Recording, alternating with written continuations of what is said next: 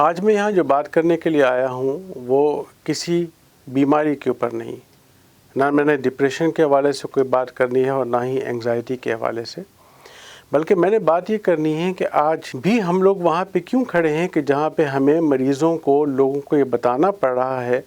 کہ آپ کو سائیکیٹری کی بیماریوں کا علاج کرانا چاہیے،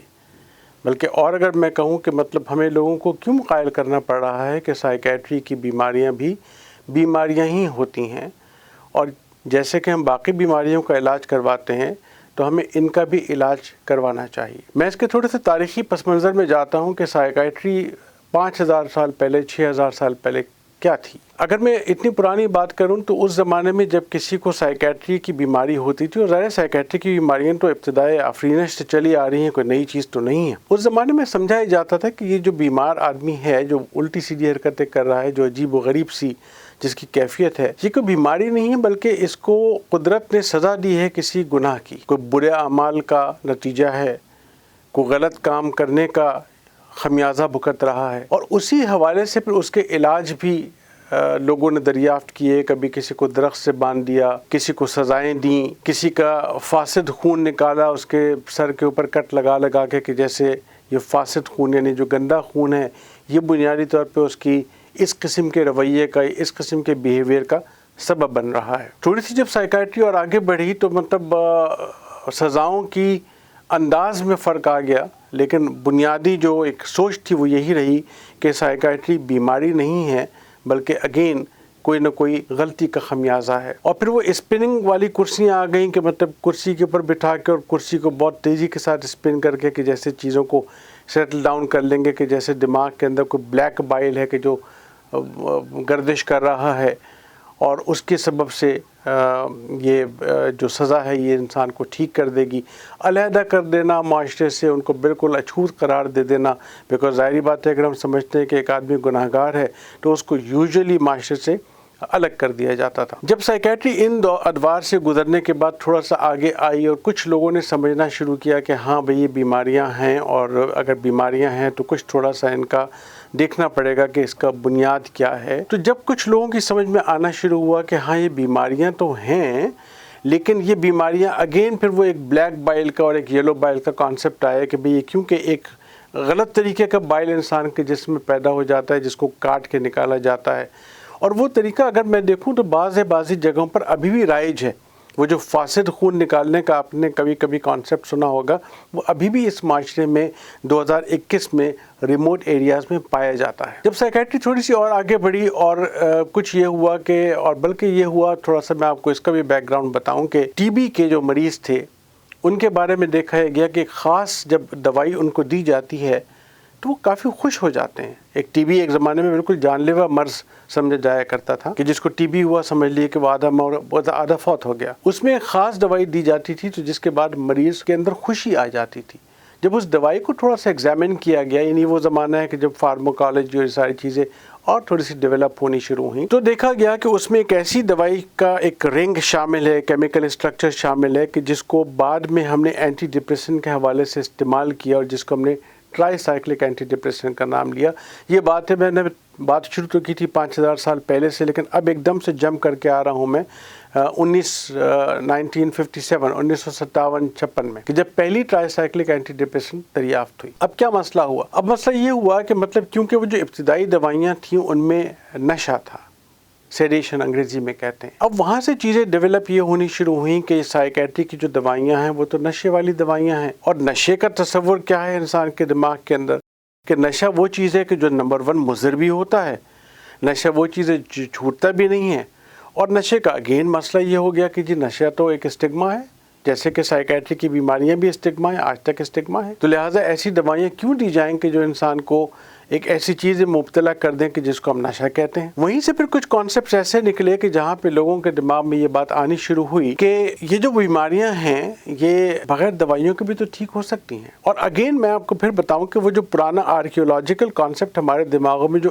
ہمیشہ سے چلا آتا ہے اس کو ختم ہونے میں صدیاں نہیں بلکہ ہزاروں سال لگ جاتے ہیں۔ تو وہ جو بیسیکلی ہمارے دماغ میں بات تھی کہ جو سائیکیٹری کی بیماریاں کیونکہ بنیادی طور پہ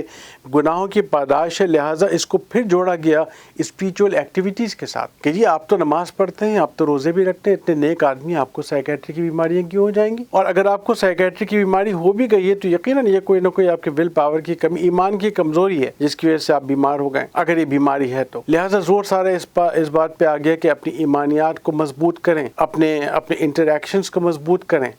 خوش رہا کریں۔ ایک بڑا عجیب سا جملہ ہمارے پاس آتا ہے، بہت سارے فزیشینز بھی بولتے ہیں، خوش رہا کریں۔ یعنی یہ ایک ایسا نسخہ کیمیا ہے کہ جو غالباً مجھے تو پتہ نہیں تھا، مریض کو تو پتہ نہیں تھا کہ اس کو خوش رہنا چاہیے، ڈاکٹر صاحب نے آ کے اس کو یہ ایک نقطہ ہائے راز کھولا کہ بھئی خوش رہا کریں، لہٰذا سائیکیٹری کی بیماریاں ختم ہو جائیں گی۔ تو اتنی ساری متس، اتنے سارے اس میں مسکنسیپشنز، اتنی ساری جو پرانی ہسٹوریکل جو یعنی کہنا چاہیے کہ ہمارے اندر عقیدے کی خرابیاں تھیں، بلیفز کی خرابیاں تھیں، ان بیماریوں کو بیماریاں ماننے کی خرابیاں تھیں کہ جن چیزوں کی وجہ سے آج بھی 2021 میں بھی سائیکیٹری کی بیماریاں وہاں پہ کھڑی ہیں کہ جہاں پہ یہ بھی سوال پیدا ہوتا ہے کہ کیا ان بیماریوں کا علاج کرایا جائے یا نہ کرایا جائے۔ اور بالفاظ دیگر اگر میں ان کو ایسے کہوں کہ کیا اس کو ڈیزیز سمجھتے بھی ہیں کہ نہیں،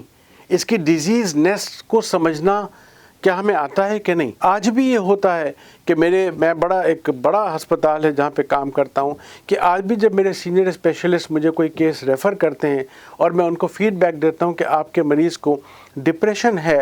تو پہلا جو ان کا اسپونٹینیس جملہ آتا ہے کہ ڈاکٹر صاحب اس کو کس بات کا ڈپریشن ہے؟ اور میں ہمیشہ جواب میں اب ان کو یہ کہتا ہوں کسی حد تک تھوڑا سا اپنے لہجے کو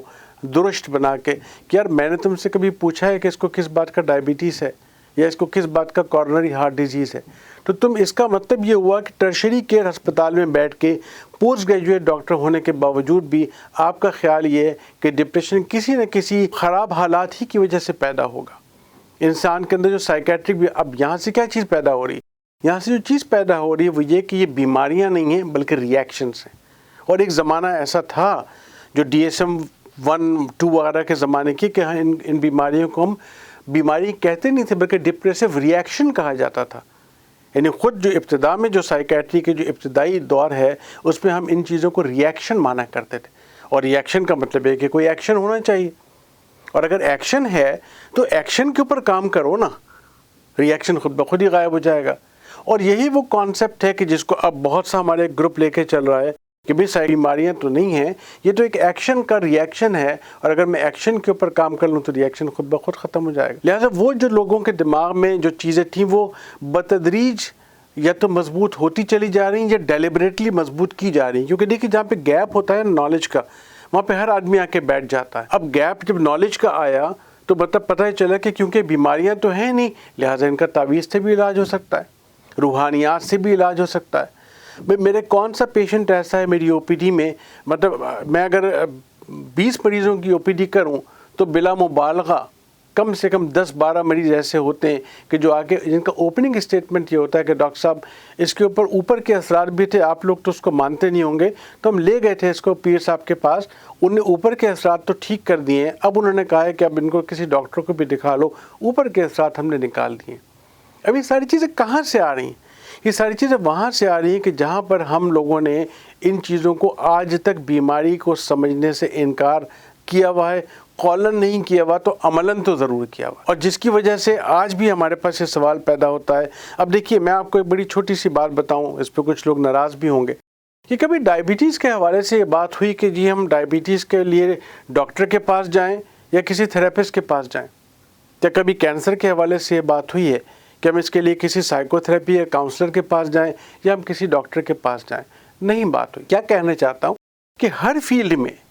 کاؤنسلنگ کی ضرورت ہوتی ہے، ہر فیلڈ میں سائیکو تھراپی کی ضرورت ہوتی ہے۔ ایک ڈائبٹیز کے پیشنٹ کی آپ زندگی میں اس کا میٹھا پورا سیل کرنے کے لیے جا رہے ہیں، اس کا پورا لائف اسٹائل چینج کرنے کے لیے جا رہے ہیں، کیا اس کو سائیکو تھراپی کی ضرورت نہیں ہے؟ کیا اس کو کاؤنسلنگ کی ضرورت نہیں ہے؟ لیکن کیا کاؤنسلنگ اور سائیکو تھراپی ڈائبٹیز کی دوائیوں کا نعم البدل ہے؟ کیا آپ کینسر کے مریض کو جس کو آپ کو تسلی دینی ہے کھڑے سے مر جاتا ہے، جب آپ کسی کو ڈائگنوز کرتے ہیں کہ بھئی تم کو کینسر یا تمہارے ماں باپ میں سے کسی کو کینسر ہو گیا ہے، کھڑے سے گر جاتا ہے انسان، تو کیا آپ اس کو صرف سائیکو تھراپی کرتے ہیں؟ آپ اس کو کینسر کی دوائیاں نہیں دیتے ہیں کیا؟ تو آخر سائیکیٹری کی بیماریوں میں یہ سوال کہاں سے آ جاتا ہے کہ اس کی کاؤنسلنگ کرا لیں کہ اس کو دوائیاں دیں؟ کہاں سے یہ سوال آ جاتا ہے؟ تو یہ سوال وہیں سے آ جاتا ہے کہ جہاں پہ لوگوں کے مسکنسیپشن سے فائدہ اٹھانے والے فائدہ اٹھا رہے ہیں کہ دوائیاں نشہ کریں گی، دوائیاں زندگی بھر نہیں چھوٹیں گی، دوائیاں بڑی نقصان دہ ہوں گی۔ اب آپ مجھے بتائیے، میں کسی کے اگینسٹ بات نہیں کر رہا، لیکن اگر سائیڈ ایفیکٹس کی بات کرتے ہیں تو بہت زیادہ سائیڈ ایفیکٹس ہیں کینسر کی ڈرگس کے، تو کیا ہم ان کو استعمال نہیں کرتے ہیں؟ ان کو استعمال کرتے ہیں۔ کیوں؟ کیونکہ ضرورت ہے، مریض سے ٹھیک ہوتا ہے۔ آج کینسر ناقابل علاج مرض نہیں سمجھا جاتا، لیکن کیا ایسا ہوتا ہے کہ مطلب آپ ان کو سائیکالوجسٹ کو دکھائیں کہ سائیکیٹرسٹ کو دکھائیں؟ مطلب اب میں اپنی سائیکالوجی والی برادری سے یہ پوچھتا ہوں کہ دیکھیے، آدھی سائیکیٹری تو آرگینک سائیکیٹری ہے، کسی کو کشنگز ڈیزیز کی وجہ سے ہو رہا ہے، کسی کو تھائرائڈ النیسز کی وجہ سے ہو رہا ہے، تو آخر یہ جگہ کہاں آ رہی ہے؟ مطلب سائیکالوجسٹ کو ہمارے ساتھ مل کے چلنا چاہیے۔ ہم بہت ساری جگہوں پہ سائیکالوجسٹ کے محتاج ہیں، ہم ٹیسٹنگ نہیں کر سکتے، ہم اس طرح سے سائیکو تھراپی میں ٹرینڈ نہیں ہیں، لیکن یہ بالکل ایک ایسی ہی چیز ہے کہ جیسے ایک فزیشین لیبارٹری کا محتاج ہوتا ہے۔ لیکن کیا کبھی یہ سوال پیدا ہوا کہ مریض لیبارٹری والوں کو جا کے دکھائے کہ انٹرنل فزیشین کو جا کے دکھائے؟ یہ سوال کبھی نہیں پیدا ہوا، کیونکہ کانسیپٹس کلیئر ہیں اور مزید کلیئر ہوتے چلے جا رہے ہیں۔ یہاں پہ اس گیپ کی وجہ سے وہ جو تاریخی گیپ آیا، نشے کی گیپ آیا، آج تک بھی یہ چیز ہے کہ مطلب وہاں پہ کہتے ہیں نا کہ رخ روشن کے آگے شمع رکھ کے وہ یہ کہتے ہیں ادھر جاتا ہے دیکھیں یا ادھر پروانہ آتا ہے۔ کس چیز سے فائدہ اٹھا رہے ہیں؟ مریض کے ڈر سے فائدہ اٹھا رہے ہیں۔ ڈر کس چیز کا؟ سائیکیٹری کی دوائیوں کا۔ تو بھائی سائیکیٹری کی دوائیاں کوئی نقصان دہ نہیں ہوتی، اور جہاں تک اس بات کا سوال ہے کہ زندگی بھر دوائیاں کھانی پڑتی ہیں، تو انفیکشنز کے علاوہ مجھے کسی ایک بیماری کا نام بتا دیں کہ جس میں دوائیاں چھوٹ جاتی ہیں۔ کیا ڈائبٹیز کی دوائی چھوٹ جاتی ہے؟ کیا جوڑوں کے درد کی دوائی چھوٹ جاتی ہے؟ کیا دل کے مرض بلڈ پریشر کی دوائیں چھوٹ جاتی ہیں؟ کبھی نہیں چھوٹتی ہے۔ آنکھوں پہ لگا چشمہ کبھی چھوٹ جائے گا؟ کبھی نہیں چھوٹے گا۔ پر سائیکیٹری کی دوائیوں کے بارے میں یہ چیز پیدا کی گئی، کچھ تو ہمیشہ سے پیدا ہوئی ہوئی تھی۔ کیوں؟ کیونکہ دوائیاں سلاتی تھیں۔ اور یہاں پہ ایک بات یہ بتا دوں کہ دیکھیں، سائیکیٹری کی بہت ساری بیماریوں میں نیند کا نہ آنا ایک بڑا پرائمری مسئلہ ہوتا ہے۔ تو جس کو نیند نہیں آ رہی اس کو کیا میں سونے کی دوائی نہیں دوں گا؟ لیکن ہاں تھوڑے عرصے کے لیے دوں گا، اور جب اس کی بنیادی بیماری ٹھیک ہونی شروع ہو جائے گی پھر نیند کی دوائیوں کا معاملہ ختم ہو جائے گا۔ لیکن نشے کے ساتھ یہ ساری چیزیں پیدا کر کے دوائیاں نقصان دہ ہوں گی، اور آج بھی 2021 میں یہ اس صدی میں بھی آ کے ہمارے دماغوں میں یہ چیزیں اب اور دوبارہ ریوائیو کی جا رہی ہیں۔ بڑی مشکل سے، میں 32 سال سے سائیکیٹری کر رہا ہوں، اور مطلب میں آج بھی سائیکیٹری کو کم و بیش وہیں پہ کھڑا دیکھتا ہوں۔ پہلے بھی لڑا کرتے تھے اسٹگما کے لیے۔ ایک تو اسٹگما یہ ہے نا کہ تو پاگلوں کے ڈاکٹر ہوتے ہیں، سائیکیٹری کا مطلب ہے کہ آپ پاگل ہو گئے، حالانکہ فیکٹ یہ ہے، بالکل آپ سے یعنی فیکٹ میں آپ کو بتا رہا ہوں کہ اگر میری او پی ڈی میں 20 مریض آ رہے ہیں تو اس میں سے پاگل والے مریض، جن کو پاگل کہنا تو نہیں چاہیے، اٹس اے برا ورڈ، لیکن اگر آپ کے کانسیپٹ کے حساب سے میں پاگل پنے والے مریض کہوں تو 20 میں سے 2 مریض پاگل ہوتے ہیں، 18 مریض depression, anxiety, phobias, inter relationship کے ایشوز کے ہوتے ہیں۔ اور یہ ساری بیماریاں ہیں۔ دیکھیے بیماریوں کا کیا مطلب ہے کہ اب ریڈیولوجی کی ایویڈنس ہمارے پاس آ رہی ہے۔ اب ہمارے پاس یہ ایویڈنس آ رہا ہے، اگر آپ ٹیپ کر کے ان کا ریڑھ کی ہڈی کا پانی نکالیں کہ فلانی چیز ان کے اندر کم ہو گئی ہے، لہٰذا یہ سوسائڈ کا سبب بن رہی ہے۔ ابھی ایم آر آئی میں وہ فائنڈنگز آ رہی ہیں کہ جو ان بیماریوں کو ثابت کرتی ہیں کہ ہاں یہ بیماریاں ہیں، لیکن چھوڑ دیتے ہیں ان چیزوں کو۔ مطلب سائیکیٹری آدھی تقریباً آرگینک ہے۔ مطلب کسی کو اگر فلو بھی ہو جاتا ہے تو وہ 4 دن کے لیے ڈپریشن فیل کرتا ہے کہ نہیں کرتا؟